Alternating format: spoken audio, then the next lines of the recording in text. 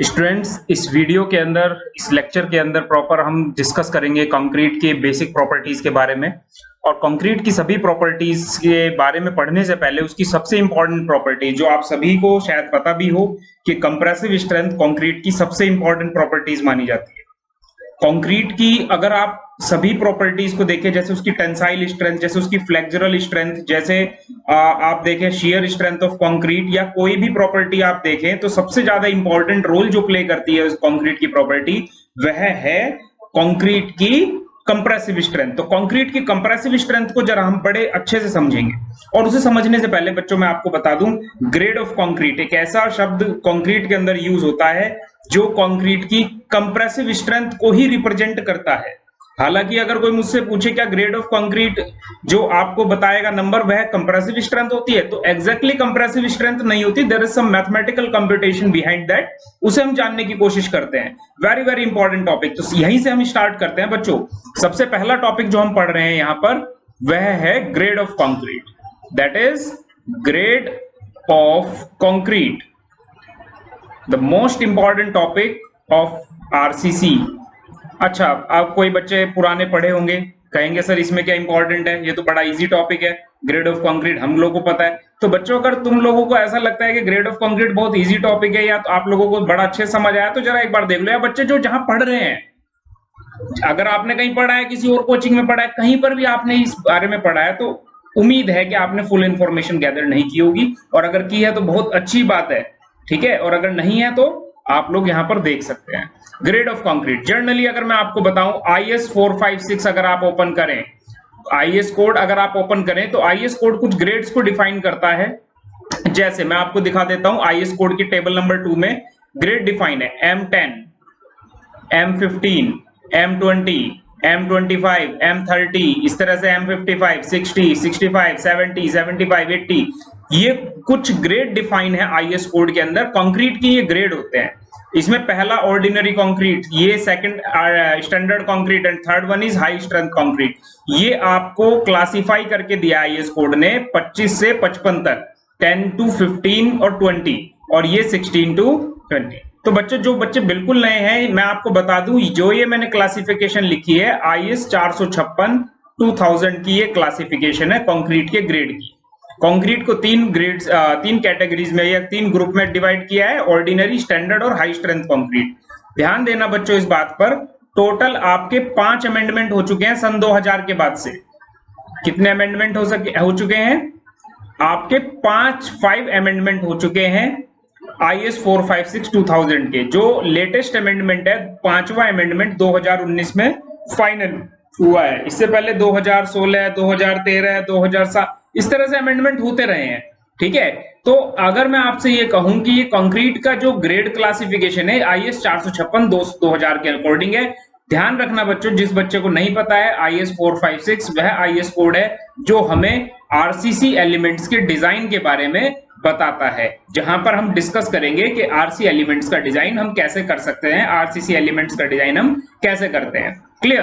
तो यहां पर समझने वाली बात आपको सबसे पहले हम चलते हैं अपने मेन टॉपिक के ऊपर, ग्रेड ऑफ कंक्रीट। जैसा कि आपने देखा, ग्रेड में 2 शब्द हैं, एक तो M और एक नंबर होता है, ठीक है। 20 हो सकता है, 30 हो सकता है, 35, कोई भी नंबर हो सकता है। तो M क्या है और ये 20 क्या है?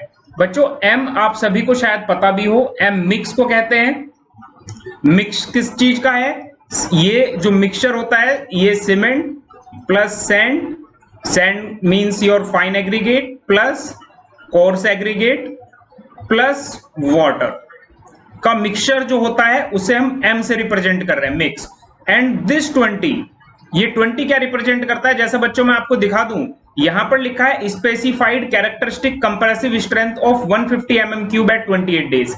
बच्चों यहां पर बता दूं आपको कि जो ये नंबर होता है 20 क्या है? बेसिकली एक नंबर है, कुछ भी हो सकता है ग्रेड कंक्रीट का। जैसे M20 ग्रेड है, तो यहां पर 20 एक नंबर है, जिस नंबर का मतलब ये होता है कि जो स्टैंडर्ड क्यूब है, कि जो स्टैंडर्ड क्यूब है जिसका साइज 150 mm हुआ करता है, 150 mm हुआ करता है, 28 डेज की अगर उसकी क्योरिंग करें, सीमेंट सैंड एग्रीगेट का मिक्सचर बना के उसे 150 mm की क्यूब में फिल करें और 28 डेज तक क्योर करें, ठीक है, तो उसकी जो कंप्रेसिव स्ट्रेंथ आती है, कंप्रेसिव नहीं, कैरेक्टरिस्टिक कंप्रेसिव स्ट्रेंथ आती है, को ही हम क्या कहते हैं, ग्रेड, या फिर आप मान सकते हैं वह नंबर है। ठीक है, जैसे M20 हो गया, स्टैंडर्ड क्यूब 150 mm का 28 दिन की क्योरिंग के बाद जो कैरेक्टरिस्टिक कंप्रेसिव स्ट्रेंथ है वही हमारा ग्रेड फाइनल हो जाएगा। लेकिन सवाल दो हैं, पहले तो कंक्रीट की कंप्रेसिव स्ट्रेंथ ये 150 mm का क्यूब से कैसे निकालते हैं, दूसरा सवाल कि ये कैरेक्टरिस्टिक शब्द क्या लगाया, CH मैंने शॉर्ट में लिखा है, लेकिन आप देख सकते हैं यहां पर IS कोड के अंदर साफ साफ लिखा गया है एक वर्ड कैरेक्टरिस्टिक शब्द लिखा हुआ है। तो यहां पर इस कैरेक्टरिस्टिक शब्द का क्या मायने है, IS कोड किस तरीके से इस शब्द को डिफाइन करता है, कैरेक्टरिस्टिक स्ट्रेंथ। क्लियर, ये हम डिस्कस करने वाले हैं। तो सबसे पहले मैं बच्चों कैरेक्टरिस्टिक वर्ड की इंपॉर्टेंस पे ना जाके आपकी कंप्रेसिव स्ट्रेंथ पर जाऊंगा। कंक्रीट की जो कंप्रेसिव स्ट्रेंथ है, जैसे मैंने अभी आपको एक कोड बताया है IS 456, आपके एग्जाम में भी ये कोड अवेलेबल होता है, जिससे आप जो एग्जाम में डिजाइन फॉर्मूलाज है उनसे हेल्प मिल सकती है। तो IS 456 2000 ये आपका डिजाइन का कोड है। लेकिन अब मैं जो बता रहा हूं कंक्रीट की कंप्रेसिव स्ट्रेंथ की अगर बात करें, कंक्रीट की कंप्रेसिव स्ट्रेंथ आप IS 516 कोड 516 के अकॉर्डिंग देखा करते हैं। ये IS कोड 516 जो है ये आपको कंक्रीट की कंप्रेसिव स्ट्रेंथ के बारे में बताएगा, और ये किस तरीके से आपको बताता है कंप्रेसिव स्ट्रेंथ निकालना, जरा वो देख लेते हैं। देखो IS कोड 516 का स्पेसिफिकेशन सारा बता रहा हूं। देखो प्रोसीजर क्या होता है, पहले मैं आपको पूरा डिटेल बता देता हूं। सबसे पहला स्टेप होता है आपका सैंपलिंग। बेसिकली सैंपलिंग का मतलब ये होता है जो आपको मटेरियल टेस्ट करना है। जैसे मान लिया सपोज करो आपको साइट पे वर्क कर रहे हैं, आपने सीमेंट, सैंड, एग्रीगेट जो भी आपने मिक्सचर लिया, ठीक है, सीमेंट, सैंड, एग्रीगेट, पानी, इन सबको आपस में मिक्स करेंगे, तो सीमेंट का आप सैंपलिंग करेंगे। सैंपलिंग मतलब आप एक बैग में से चेक करेंगे या सभी बैग में से थोड़ा थोड़ा लेके चेक करेंगे। तो IS कोड कहता है कि एटलीस्ट सभी बैग से सैंपल मिल जाना चाहिए, ठीक है, मिक्स एक सैंपल आना चाहिए। ये नहीं कि अगर हमारे पास 50-100 सीमेंट बैग हैं और हम क्या कर रहे हैं केवल 1-2 बैग से ही सैंपल लेके टेस्टिंग कर ले, नहीं, at least each of the bag, सभी जितने भी बैग हमारे बैच बनाने के लिए लग रहे हैं उनके सभी के सैंपल्स को हमें लेना होता है। तो पहला स्टेप होता है हमारा सैंपलिंग। दूसरे स्टेप में हम लोगों को ध्यान रखना होता है कि जो कास्टिंग होती है, कास्टिंग करने से पहले हम लोगों को मिक्स करना होता है सभी मटेरियल को, और मिक्स करने के बाद उसे हमें कॉम्पैक्ट करना होता है। ठीक है, कास्टिंग का मतलब होता है कि आपको IS कोड कहता है कि 150 mm के क्यूब में कास्ट करें। कितने mm का क्यूब बताता है? 150 mm। हालांकि अभी मैं आपको फुल डिटेल में बताने वाला हूं। अभी तक बच्चे सोच रहे होंगे सर ये तो सब हमें पता है तो बहुत अच्छी बात है, लेकिन रुक जाओ, अभी जो क्रिटिकल इंफॉर्मेशन है वो आपको मैं शेयर करूंगा। क्लियर? तो सैंपलिंग आपने कर लिया। कास्टिंग के लिए आपको क्या करना पड़ता है? मिक्सचर बनाना पड़ता है, मिक्स करना पड़ता है आपको रॉ मटेरियल्स को, सीमेंट, सैंड, एग्रीगेट, वाटर को, और साथ ही साथ फिर उसे कॉम्पैक्ट करना पड़ता है फिल करने के बाद। क्लियर? और उसके बाद आपको फिर करना पड़ता है उसका क्योरिंग। थर्ड स्टेप में फिर आप क्या करेंगे? क्योरिंग। और क्योरिंग के बाद बच्चों आप क्या करेंगे? क्योरिंग के बाद आपको करना है कंप्रेसिव स्ट्रेंथ टेस्ट। और कंप्रेसिव स्ट्रेंथ टेस्ट से पहले हम एक और स्टेप फॉलो कर लेते हैं, कैपिंग, जिसके बारे में मैं डिस्कस करूंगा। इसके बाद आप उसे कंप्रेशन टेस्टिंग मशीन के अंदर अपने क्यूब को ले जाते हैं। जो हार्ड क्यूब होता है आपका, जिसे आपने कास्ट किया है, आप उसे CTM का मतलब होता है कंप्रेशन टेस्टिंग मशीन के अंदर आप ले जाते हैं। क्लियर? और वहां पर आप ग्रेजुअली लोड को अप्लाई करते हैं। लोड अप्लाई किया जाता है क्यूब पर। ठीक है, लोड अप्लाई करते हैं किस पर? क्यूब पर। और जिस लोड पर, the load at which cube breaks, जिस लोड पर क्यूब ब्रेक हो जाता है, मतलब जिस लोड पर क्यूब ब्रेक होता है वह नोट किया जाता है। जिस लोड पर क्यूब ब्रेक होता है वह नोट किया जाता है। ठीक है, मतलब ब्रेक का मतलब टूट जाता है। ठीक है, आपको YouTube पे बहुत सारी वीडियो मिलेंगी जिसमें आपको क्यूब टेस्टिंग के बारे में दिखाया होगा, लेकिन हमारा मकसद यहां पर है कि उसकी बारीक स्पेसिफिकेशन बताना जो आपके ऑब्जेक्टिव और सब्जेक्टिव एग्जाम्स में आपकी हेल्प करेंगे। क्लियर? तो हम जरा स्टार्टिंग से चलते हैं, स्टेप बाय स्टेप हम फॉलो करेंगे सारे आईएस कोड के प्रोविजन। सबसे पहले तो मैं ये जानना चाहता हूं कि क्या साइज आईएस कोड ने बताया है क्यूब का। देखो जर्नली मैं अगर आपको बताऊं, ये क्यूब होता है हमारा, ये इसका स्पेसिफिकेशन है, देख सकते हैं आप, साइज लिखा हुआ है यहाँ पर कितना, 150 mm। कितने mm का है? 150। 150 क्या होता है? जो इंटरनल डायमेंशन होती है, ये जो इनर डायमेंशन होती है, ये इसकी 150 mm होती है। ना तो कोई मीन डायमेंशन है, ना ही कोई एक्सटर्नल डायमेंशन है। ये जो मीन डायमेंशन होती है, ये दिस इज योर 150 mm। इसे आप 15 सेंटीमीटर भी बोल सकते हैं, ठीक है, 15 सेंटीमीटर या 150 mm। तो इनर डायमेंशन होती है, स्क्रूज लगे होते हैं बाहर की तरफ, जिनसे हम खोलकर क्यूब के चारों फेसेस को अलग कर सकते हैं, क्यूब को ओपन करा जा सकता है। क्लियर? ताकि हमारे जो अंदर कंक्रीट के ब्लॉक्स कास्ट हुए, देखो ये जो इतने सारे क्यूब देख रहे हो, ये सारे क्यूब टेस्टिंग के लिए कास्ट किए गए हैं। इन्हें क्या करते हैं हम? इन्हें क्यूब्स को कास्ट करने के लिए सीमेंट सैंड एग्रीगेट के मिक्सचर को इस मोल्ड के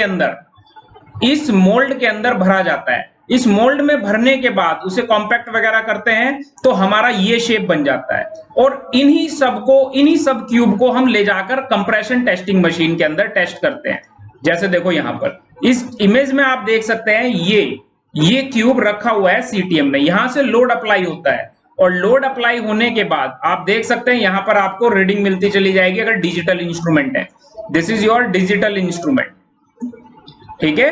तो ये डिजिटल कंप्रेशन टेस्टिंग मशीन की अगर मैं बात करूं, या यूनिवर्सल टेस्टिंग मशीन में भी आप ये टेस्ट कर सकते हैं, ठीक है। तो इस तरीके से आप कंप्रेशन टेस्टिंग मशीन के अंदर क्यूब को ब्रेक करके देखते हैं और वो लोड नोट करते हैं जिस पे आपका क्यूब फेल हो जाता है, ठीक है। ये तो एक जर्नल बात है जो सभी लोगों को पता रहती है कि एक जर्नल चीज है, लेकिन मेरा जो मेन कंसर्न है that is the close of IS 516, IS 516 की जो इंपॉर्टेंट क्लोज है वो आपको बताना है। देखो यहां पर सबसे पहले हम पढ़ते हैं IS कोड क्या रिकमेंड करता है हम लोगों को।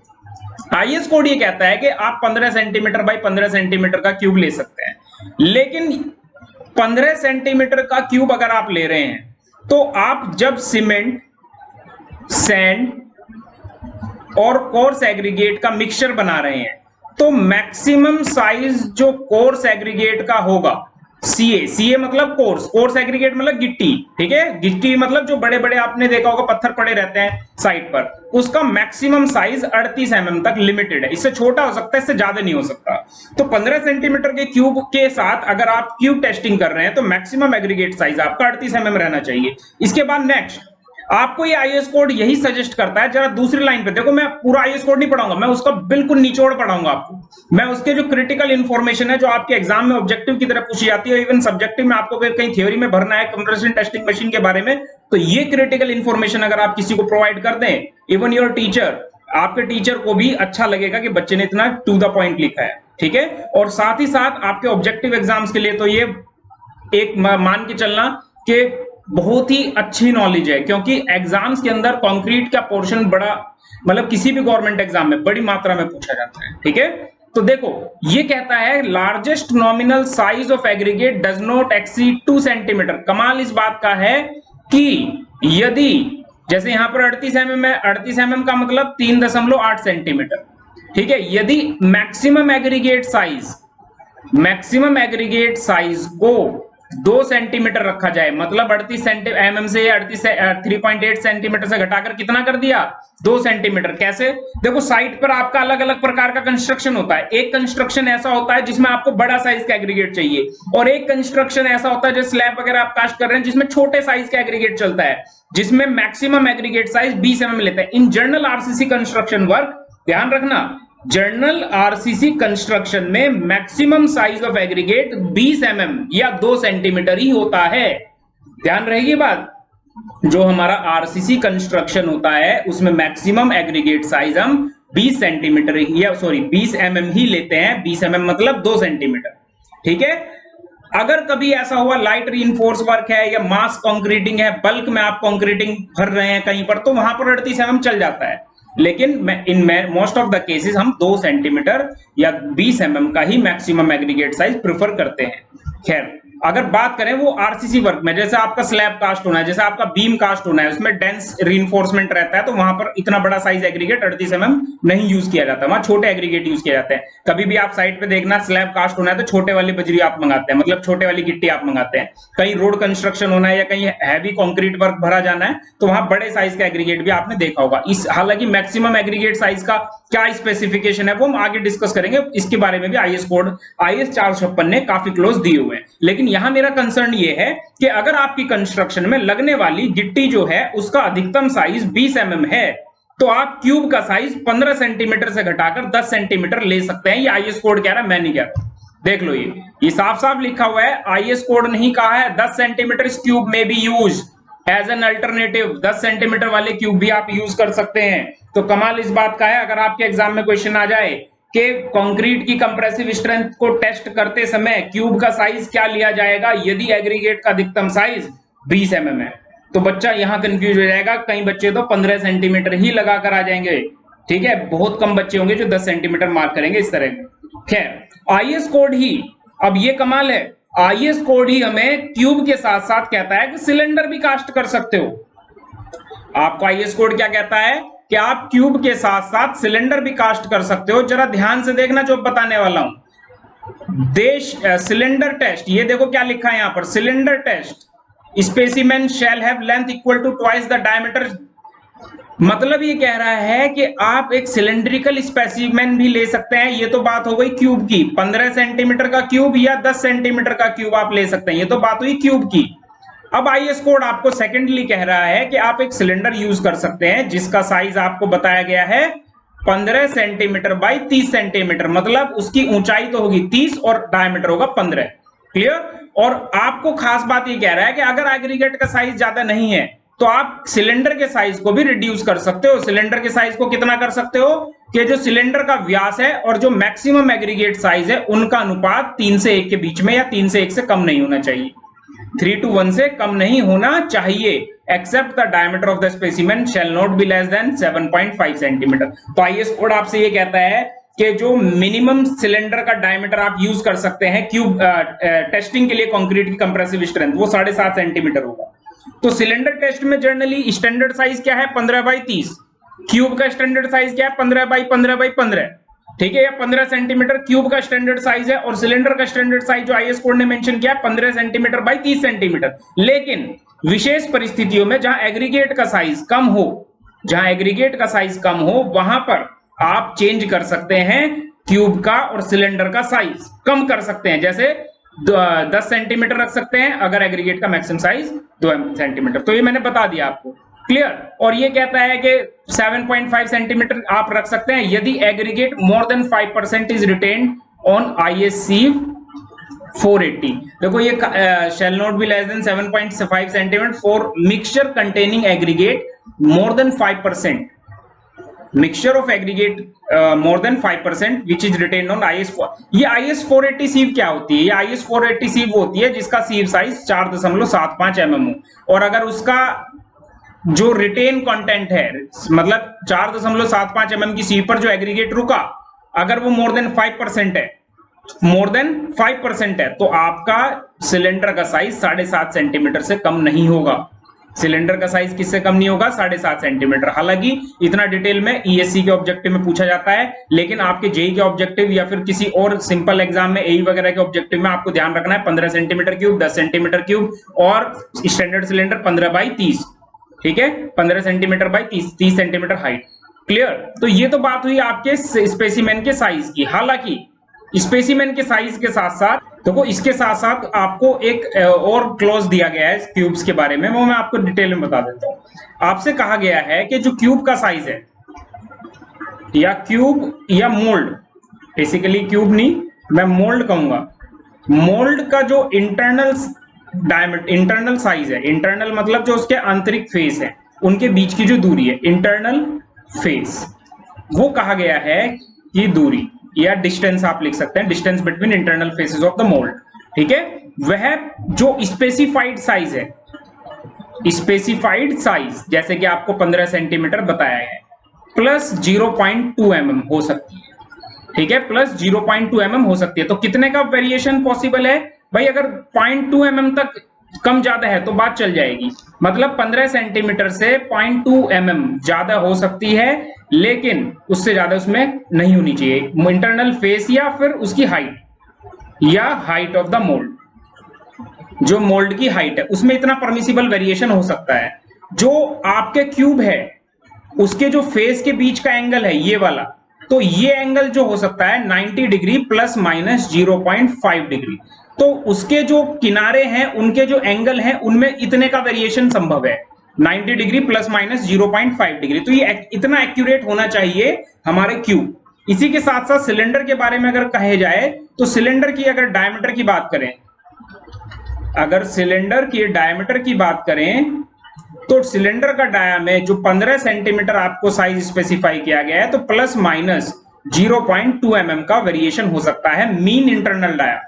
This is what mean internal dia. ये आईएस कोड ने स्पेसिफाई किया है कि कितने का वेरिएशन पॉसिबल है। ये छोटे छोटे क्वेश्चन आपके एग्जाम में आ सकते हैं। 15 सेंटीमीटर प्लस माइनस 0.2, और उसकी जो हाइट है, हाइट जो आपको बताई गई थी 30 सेंटीमीटर, उसमें वेरिएशन हो सकता है, मतलब टॉलरेंस है ये, टॉलरेंस लिमिट, मतलब थोड़ा बहुत देखो, अगर आपने लिख दिया 15 सेंटीमीटर तो भगवान ने तो बनाया नहीं मोल्ड के 15 सेंटीमीटर कहा तो 15 ही आएगा, तो उसमें थोड़ा बहुत ऊपर नीचे चल जाएगा, मतलब कितना ऊपर नीचे चल जाएगा, 0.2 mm का ऊपर नीचे हो जाएगा।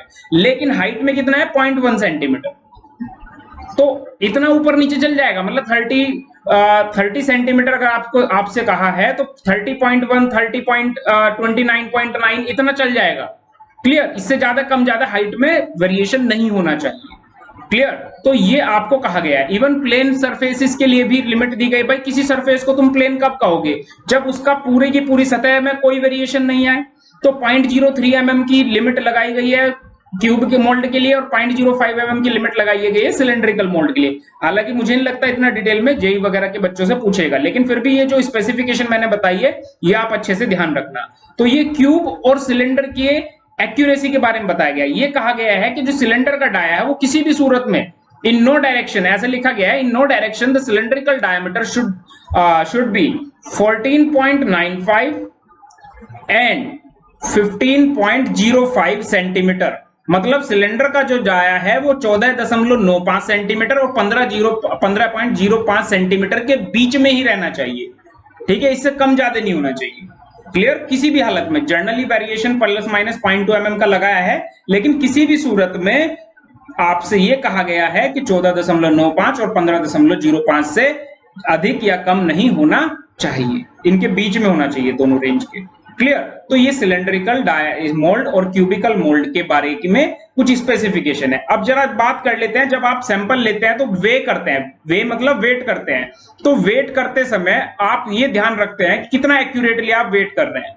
तो ये कहता है कि जब भी आप वेट करेंगे, ध्यान से देखना, आईएस कोड का क्लोज है, the quantities of cement each size of aggregate and water for each batch. देखो हर एक बारे में स्पेसिफाई किया है, जो सीमेंट की क्वांटिटी आप लोगे, जो एग्रीगेट के बारे में आप लोगे, एग्रीगेट का साइज लोगे, ठीक है, वाटर जो लोगे सब प्रत्येक बैच के लिए, उसके वेट को आप डिटरमाइन करते हैं, उसके वजन को आप डिटरमाइन करते हैं। और वजन कितना एक्यूरेट मेजर करना चाहिए, जो टोटल बैच का वेट है, जो टोटल बैच का वेट है उसका 0.1% तक एक्यूरेट होना चाहिए। मान लिया 100 किलो का बैच है, 100 kg बैच है, जो टोटल बैच का मतलब होता है, बैच का मतलब अगर नहीं समझ आया तो बैच का मतलब बता देता हूं, जो पूरा मिक्सचर होगा एक बारी में, आप जो कास्टिंग के लिए यूज कर रहे हैं, मिक्सिंग कर रहे हैं, जिसे सीमेंट मिला रहे हैं, सैंड मिला रहे हैं, एग्रीगेट मिला रहे हैं, ठीक है, वाटर मिला रहे हैं, ये पूरा मिला के एक बैच बनता है। ठीक है, तो जो पूरा एक बैच है उसका जो टोटल वेट हो रहा है उसका 0.1% तक एक्यूरेट होना चाहिए। जैसे मैंने कहा कि अगर आपका 100 kg बैच का वेट है, मतलब सभी मिक्सचर का वेट कितना है 100 kg, ठीक है, तो 100 kg का अगर आप 0.1% करेंगे तो आपके पास ये वैल्यू आएगी। ठीक है, तो 100 kg का पॉइंट वेट करने पर 0.1 kg आपके पास आ रहा है, तो इसका मतलब आपका जो भी आप मेजरमेंट कर रहे हैं वजन की, वो 0.1 kg तक शुद्ध होनी चाहिए। ठीक है, तो ये आपको स्पेसिफिकेशन दी गई है, वजन कैसे करना है आपको, उसके कितने एक्यूरेट मेजर करना है।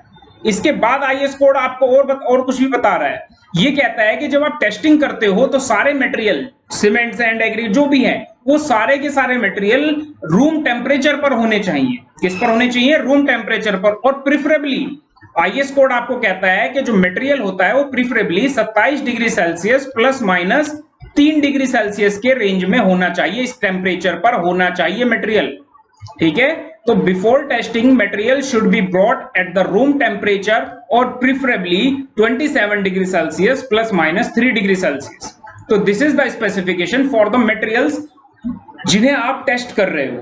ठीक है, उस टेम्परेचर पर अगर कहीं आप किसी गर्म सोर्स से ला रहे हैं, मान लिया आपके एग्रीगेट का टेम्परेचर 40 डिग्री सेल्सियस हुआ पड़ा है, आपका सीमेंट ठंडा हुआ पड़ा है, तो that is not allowed for the accurate testing. You have to brought down the entire material to the room temperature, then only you can mix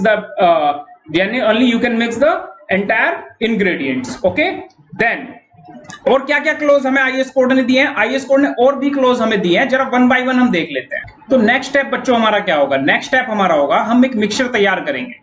next step हमारा क्या होगा? हम एक मिक्सचर तैयार करेंगे। और उस मिक्सचर को आप ध्यान से समझना, उस मिक्सचर को तैयार करने के बाद हम अपने मोल्ड के अंदर फिल करेंगे। जैसे सपोज करो ये क्यूबिकल मोल्ड है। ध्यान रखना, मैं कंक्रीट की कंप्रेसिव स्ट्रेंथ के बारे में बता रहा हूं और कंप्रेसिव स्ट्रेंथ के बाद मैं आपको डिस्कस करूंगा characteristic strength. Compressive strength define की गई है आईएस 516 द्वारा और कैरेक्टरिस्टिक स्ट्रेंथ को डिफाइन किया है आईएस 456 के द्वारा। दोनों में डिफरेंस है, क्या डिफरेंस है वही देखने वाले। तो हम बता रहे थे कि मटेरियल्स को रूम टेम्परेचर पर लाने के बाद आप उन्हें अपने मोल्ड के अंदर फिल करेंगे।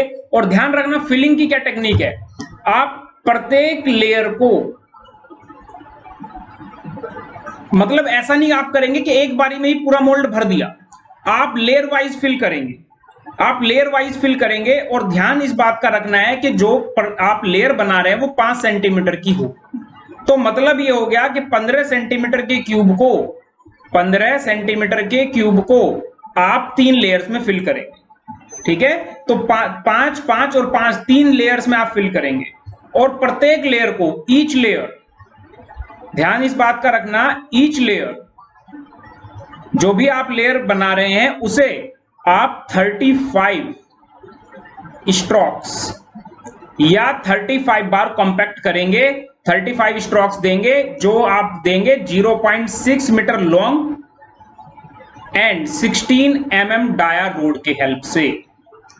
जो स्टील की रोड आप कॉम्पैक्ट करने के लिए यूज करते हैं, जैसे सपोज ये मोल्ड है, तो ये रोड है आपकी, रोड का डायमीटर कितना होना चाहिए? 16, लंबाई कितनी है? 0.6। तो आप ऐसे ऐसे ऐसे जब आप कॉम्पैक्शन करेंगे क्यूब को कॉम्पैक्ट करेंगे तो आप 35 स्ट्रोक प्रत्येक लेयर को देंगे। Each layer should be given 35 strokes. ध्यान रखना, ये आईएस 516 का स्पेसिफिकेशन बता रहा हूं, कहीं से गलत वलत मत पढ़ लेना। ठीक है, तो इसके बाद जब आप प्रत्येक लेयर को 35 स्ट्रोक्स देंगे तो आईएस कोड ने आपको एक और बात कही है, अगर आप 10 सेंटीमीटर के क्यूब के साथ कर रहे हैं, ये तो आपको 15 सेंटीमीटर के क्यूब के लिए बता रहा था मैं, कितने सेंटीमीटर के क्यूब के? 15 सेंटीमीटर। अगर आप 10 सेंटीमीटर क्यूब के साथ कर रहे हो तो सेम 5 सेंटीमीटर की लेयर में फिल करोगे और 25 स्ट्रोक्स दोगे आप प्रत्येक लेयर को, 25 स्ट्रोक्स।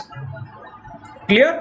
और अगेन अगर आप सिलेंडर पर ये टेस्ट कर रहे हो, सिलेंडर पर अगर ये टेस्ट कर रहे हो तो बच्चों मैं बता दूं आपको, सिलेंडर के लिए 30 स्ट्रोक्स पर लेयर, प्रत्येक लेयर को आप 30 स्ट्रोक दोगे और वही 5 सेंटीमीटर की लेयर में आप फिल करोगे। तो 15 सेंटीमीटर की क्यूब को 35, 10 सेंटीमीटर की क्यूब को 25 और सिलेंडर को, जो आपका सिलेंड्रिकल क्यूब है जिसमें सिलेंड्रिकल मोल्ड है उसमें 15 सेंटीमीटर है, 3 सेंटीमीटर हाइट है, 5 सेंटीमीटर की लेयर में भरेंगे और प्रत्येक लेयर को 30 स्ट्रोक्स देंगे आप, प्रत्येक लेयर को 30 टाइम्स स्ट्रोक्स देंगे आप। तो ये आईएस 516 ने लिख के दिया है। कंप्रेशन टेस्टिंग करते समय जब आप लेबोरेटरी में या कहीं भी आप टेस्टिंग परफॉर्म करेंगे तो ये स्पेसिफिकेशन आपको हेल्प करेगी। और गवर्नमेंट एग्जाम्स में तो आपसे ये छोटे छोटे ऑब्जेक्टिव आईएस कोड से जो संबंधित है पूछे ही जाते हैं। क्लियर? अब आगे बढ़ते हैं जरा। जब आप इस तरह से ये सब चीजें कर लेंगे, हालांकि मुझे मिक्सिंग के बारे में भी बताना चाहिए कि भाई कंक्रीट को मिक्स कैसे करते हैं। There is a standard process. Procedure for mixing the concrete, IS code ने स्पेसिफाई किया है कि पहले कोर्स एग्रीगेट आधा डालो, फिर सीमेंट डालो, फिर सैंड का आधा सैंड डालो, फिर सीमेंट डालो, फिर पूरा कोर्स एग्रीगेट डालो, पानी डालो, मिक्स कर दो। तो there is certain procedure for mixing the concrete, पर वो मैं आपको नेक्स्ट टॉपिक में या फिर किसी और टॉपिक में डिस्कस करूंगा। लेकिन यहां पर ये ध्यान रखना, जब आप बैच बनाएंगे, मिक्स करेंगे, तो 2 मिनट तक मिक्सिंग टाइम होना चाहिए। जब आपने सारे मटेरियल्स, पानी, सब कुछ डाल दिया है, उसके बाद से कम 2 मिनट तक आप मिक्सिंग करते रहेंगे। ठीक है, मिनिमम टाइम ऑफ मिक्सिंग जो आईएस कोड ने स्पेसिफाई किया है, 2 मिनट तक आपको मिक्स करना है कंक्रीट को। उसके बाद मोल्ड में भरना है। मोल्ड में किस प्रकार भरना है, किस प्रकार कॉम्पैक्ट करना है, वो मैंने बता दिया। आप मैनुअल कॉम्पैक्शन की बजाय वाइब्रेशन भी दे सकते हैं। ठीक है, वाइब्रेशन के द्वारा भी क्यूब को कॉम्पैक्ट कर सकते हैं। जैसे लेबोरेटरी में अगर आप जाएंगे तो वहां पर कुछ वाइब्रेटर्स रखे रहते हैं, टेबल या प्लेटफॉर्म वाइब्रेटर्स रखे रहते हैं, टेबल वाइब्रेटर रखे रहते हैं, जिन पर आप क्यूब को रख दें सांचे के साथ और वो ऐसे वाइब्रेट करेगा, तो उससे जो कंक्रीट है वो सेटल हो जाएगा, कॉम्पैक्ट हो जाएगा। क्लियर? तो कॉम्पैक्शन का मतलब ही यह है कि आपके जितने भी ताजे ताजे कंक्रीट के अंदर छोटे छोटे एयर वॉइड बने थे, वो सारे खत्म हो जाएं और कंक्रीट अपनी डेंस अवस्था में आ जाए, घनत्व वाली अवस्था में आ जाए। ठीक है, क्योंकि आप साधारण तरीके से अगर आप कंक्रीट को फिल करोगे तो वो उतना घनत्व नहीं ले पाएगा जितना कॉम्पैक्ट करने के बाद लेगा, और जितना ज्यादा उसे अच्छे से कॉम्पैक्शन मिल जाएगा उतनी अच्छी उसकी स्ट्रेंथ आएगी। तो इसीलिए हम कंक्रीट के क्यूब को बेहतर कॉम्पैक्शन देते हैं, स्टैंडर्ड प्रोसीजर का यूज करते हैं, जैसा आईएस कोड ने हमें बताया है। क्लियर? ये सब करने के बाद अब क्या करेंगे?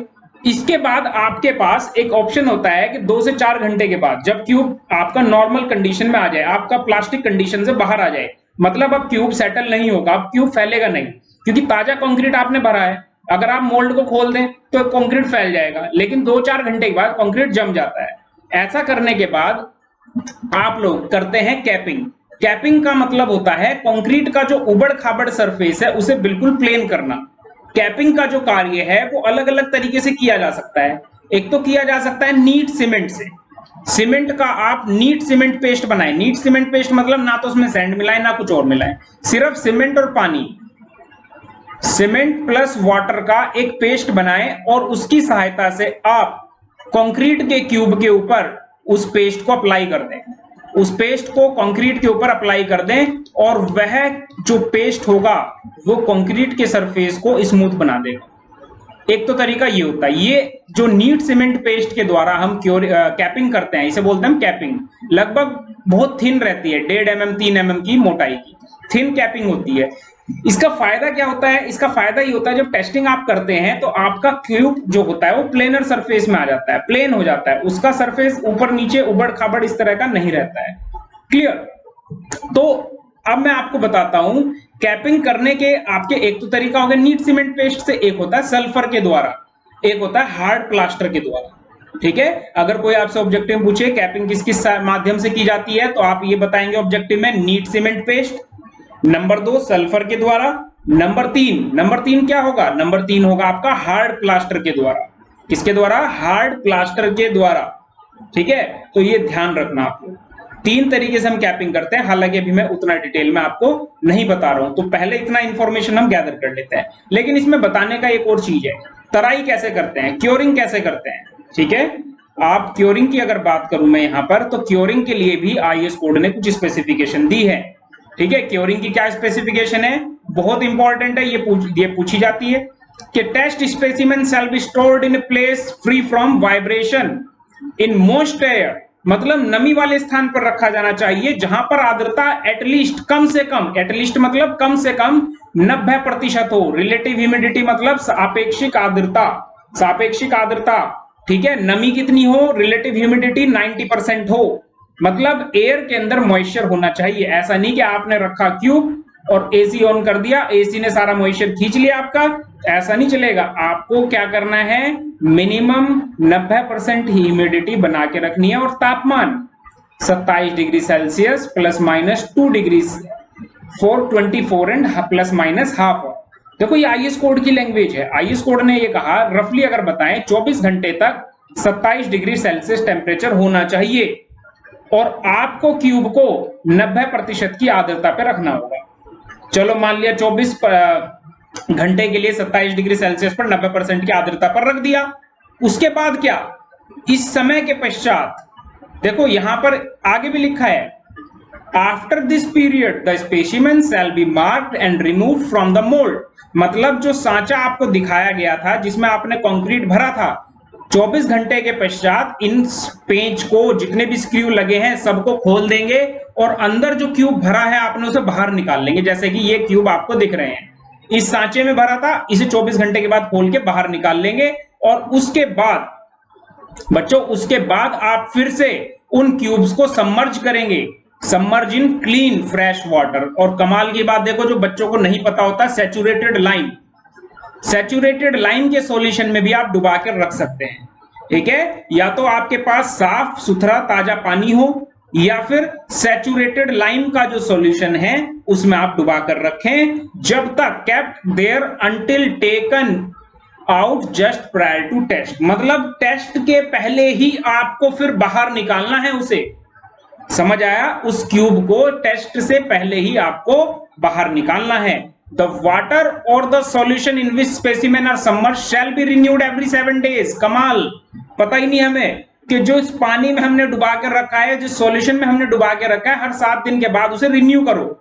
ऐसा ना हो कि उसमें एल्गी या फिर कुछ और तरह की ग्रोथ शुरू हो जाए, ठीक है, पानी के अंदर कुछ और तरह की इंप्योरिटी आ जाए, तो उसके लिए क्लीन वाटर को प्रत्येक 7 दिन के बाद क्या करना पड़ता है, चेंज करना पड़ता है। ये हम नहीं कह रहे, ये आईएएस कोड कह रहा है, आपके सामने लिखा हो बच्चों।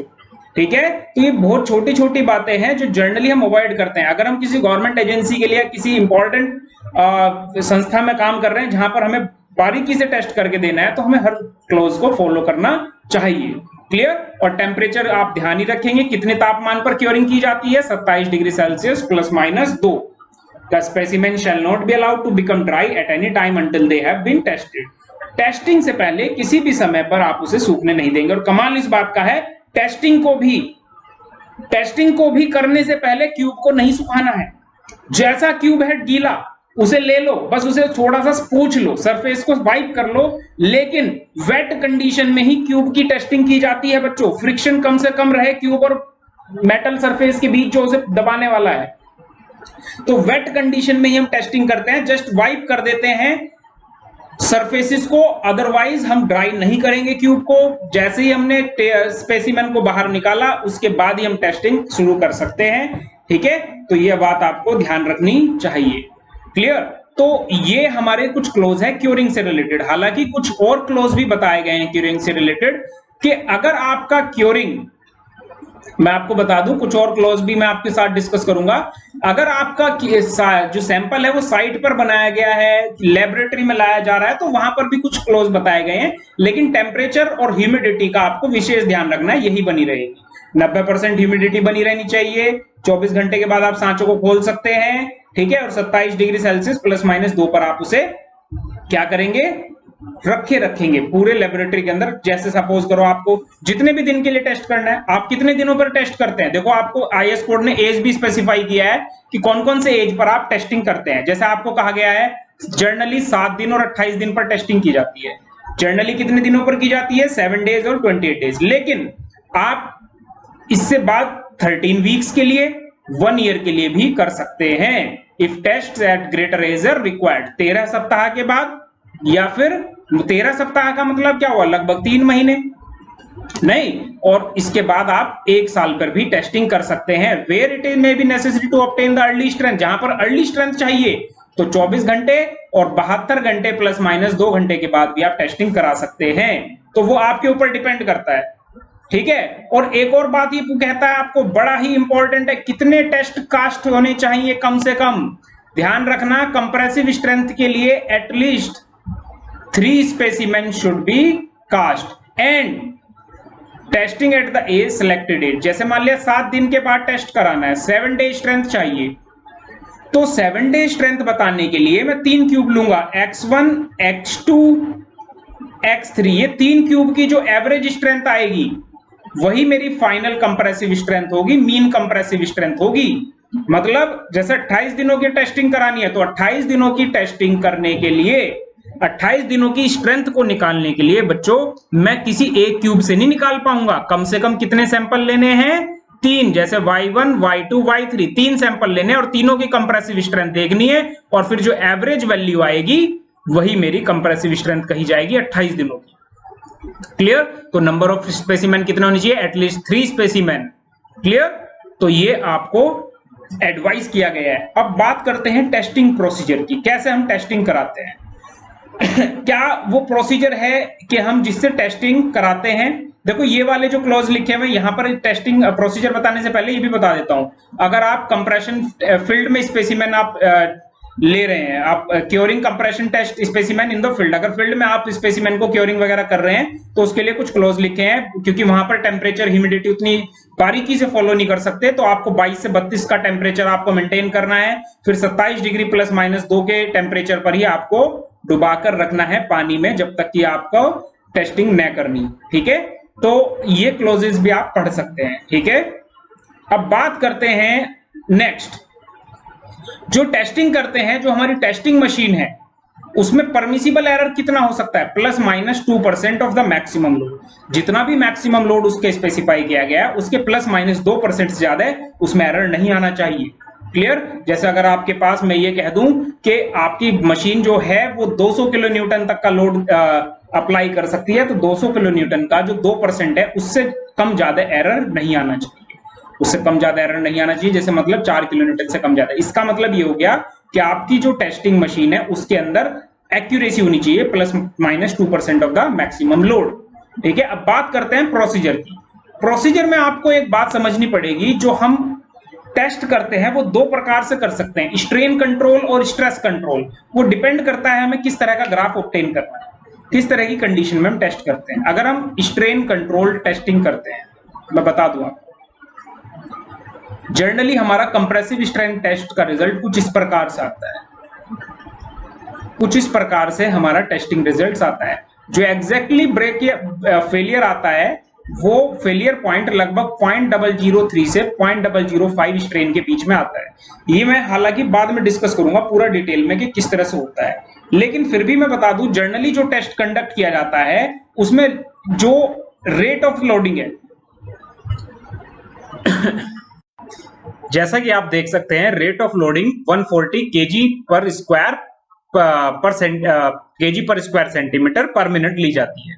ओके, तो रेट ऑफ लोडिंग हमें पता चल चुका है कि 140 kg पर स्क्वायर सेंटीमीटर पर मिनट लिया जाता है। इसमें हम क्या करते हैं, लोड को तब तक इंक्रीज करते हैं जब तक वो हमारा स्पेसिमेन ब्रेक ना हो जाए। देखो यहां पर क्या लिखा है, resistance of specimen to the increasing load breaks down and no greater load can be sustained। मतलब जब तक आपका क्यूब रेजिस्टेंस दे रहा है आप लोड को इंक्रीज करते रहे, लोड को इंक्रीज करते रहे जब तक आपका स्पेसिमेन, मतलब आपका क्यूब या आपका सिलेंडर, जो भी आप टेस्ट कर रहे हैं कंप्रेशन मशीन में, वो रेजिस्टेंस दे रहा है तो आप टेस्ट करते रहेंगे, मतलब लोड को इंक्रीज करते रहेंगे। और जैसे ही वो ब्रेक डाउन हो जाता है और लोड को रजिस्ट करना बंद कर देगा, वह मैक्सिमम लोड आप नोट करेंगे। क्लियर? और आपको ध्यान रखना है कि any unusual features in the type of failure shall be noted. मतलब जैसे आपका कोई भी अनयूजुअल फीचर्स, मतलब जिस तरह से फेलियर होता है आपका, उसे आप नोट कर लेंगे। ठीक है, मतलब आप नोट करते रहेंगे रीडिंग्स को कि किस रीडिंग पर क्या इफेक्ट आ रहा है। ठीक है, तो फाइनली स्टेप होता है कैलकुलेशन। कैलकुलेशन आप कैसे करेंगे, आप देखो, the measured compressive strength of the specimen shall be calculated by dividing the maximum load applied to the specimen during the test by the cross sectional area. क्या मतलब हुआ, आपने सपोज करो पीसीआर मैक्सिमम लोड है, maximum load that cube और cylinder दोनों में से जो भी बात कर लें, सिलेंडर सस्टेन कर पाया, सस्टेन मतलब सहन कर पाया है, and A is the cross sectional area. A क्या है, cross sectional area of specimen. Specimen आपका क्यूब भी हो सकता है और आपका सिलेंडर भी हो सकता है। जैसे ए अगर क्यूब का कहें तो आप कहेंगे 15 बाई 15 सेंटीमीटर स्क्वायर, मतलब 225 सेंटीमीटर स्क्वायर। अगर आप एरिया सिलेंडर की बात करें तो सिलेंडर का एरिया क्या होगा, क्योंकि सिलेंडर सर्कुलर होता है, π/4 × 15 का स्क्वायर। क्लियर? मतलब 0.785 मल्टीप्लाई बाई 15। इसका मतलब ये हुआ कि सिलेंडर का जो एरिया हमारे पास आता है दैट इज 176.625 सेंटीमीटर स्क्वायर। मतलब सिलेंडर का एरिया थोड़ा, सरफेस एरिया थोड़ा कम होता है, क्रॉस सेक्शनल एरिया थोड़ा कम होता है, सरफेस एरिया भी बोल सकते हैं हम उसे, सरफेस एरिया तो नहीं कहेंगे, cross sectional area. Cross sectional area cylinder का क्या होता है, कम होता है, क्लियर, और क्यूब का ज्यादा होता है। तो फाइनली हमें स्ट्रेंथ अगर बतानी है, कंप्रेसिव स्ट्रेंथ क्या होती है, एफसी मान लेता हूं, compressive strength of cube, compressive strength of cube, this will be equal to जो मैक्सिमम लोड सस्टेन हुआ है, जो फाइनल क्रिटिकल लोड आया है हमारे स्पेसिमेन पर, divide by cross sectional area. ठीक है, क्रॉस सेक्शनल एरिया से डिवाइड करेंगे तो हमारे पास कंप्रेसिव स्ट्रेंथ आएगी।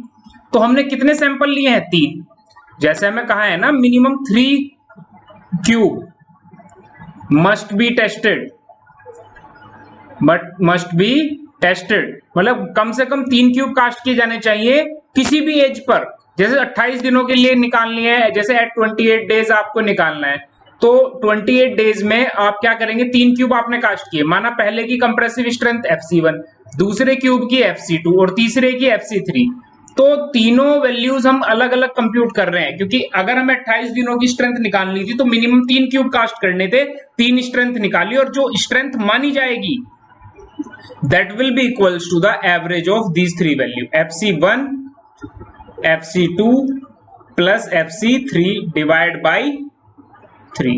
This is the average value of these 3 cubes. तो फाइनल 28 डे स्ट्रेंथ जो आपको बताई जाएगी, this is F average. F average भी कह सकते हैं, FCM, मीन कंप्रेसिव स्ट्रेंथ भी सही बोलते हैं, mean compressive strength. This is your mean compressive strength, minimum 3 cubes के साथ हम इसे कैलकुलेट करते हैं, क्लियर। तो बात हुई मीन कंप्रेसिव स्ट्रेंथ कैसे निकालते हैं, लेकिन अभी तक क्लियर नहीं हुआ है कैरेक्टरिस्टिक स्ट्रेंथ के बारे में बच्चों।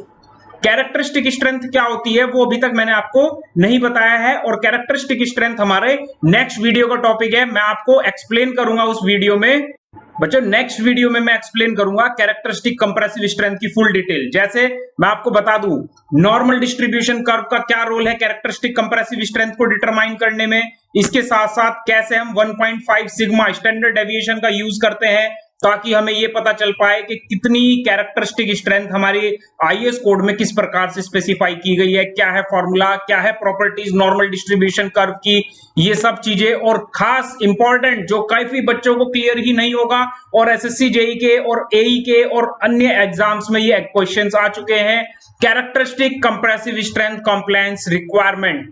तो ये टॉपिक रहेगा हमारा नेक्स्ट वीडियो का, ओके।